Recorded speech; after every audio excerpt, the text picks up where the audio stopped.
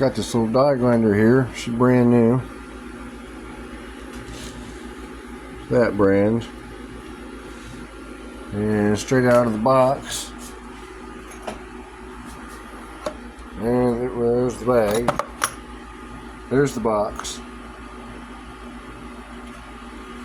This is 20,000 RPM. This goes on the box. This is 25,000 RPM on the tool. That's kind of strange. But it wouldn't turn. I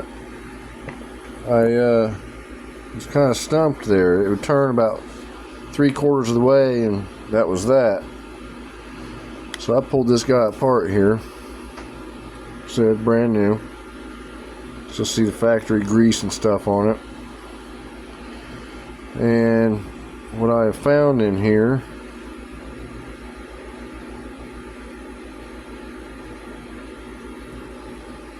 you can see it already. And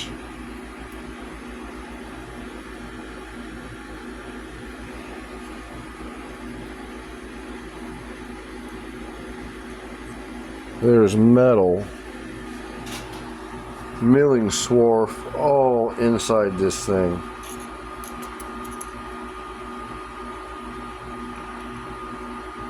So naturally got stuck in the gear,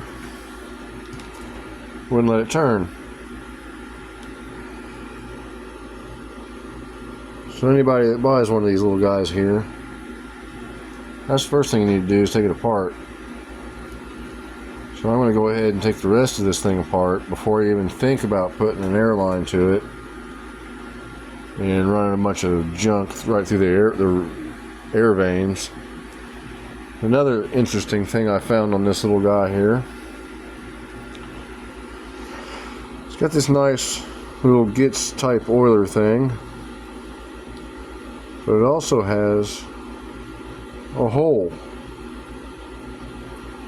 So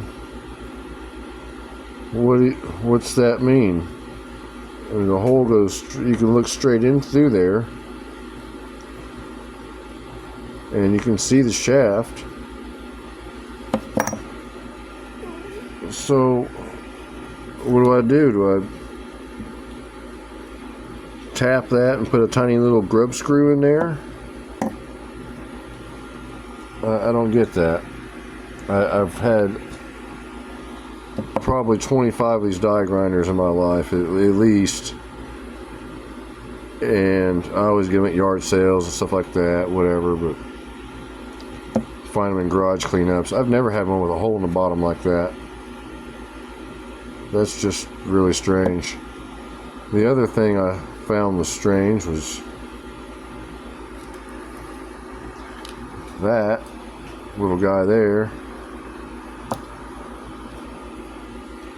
goes in here and puts pressure on the collet. I don't know why.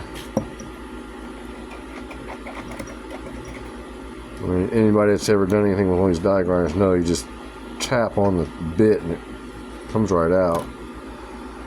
I really don't think that's going to help eject anything.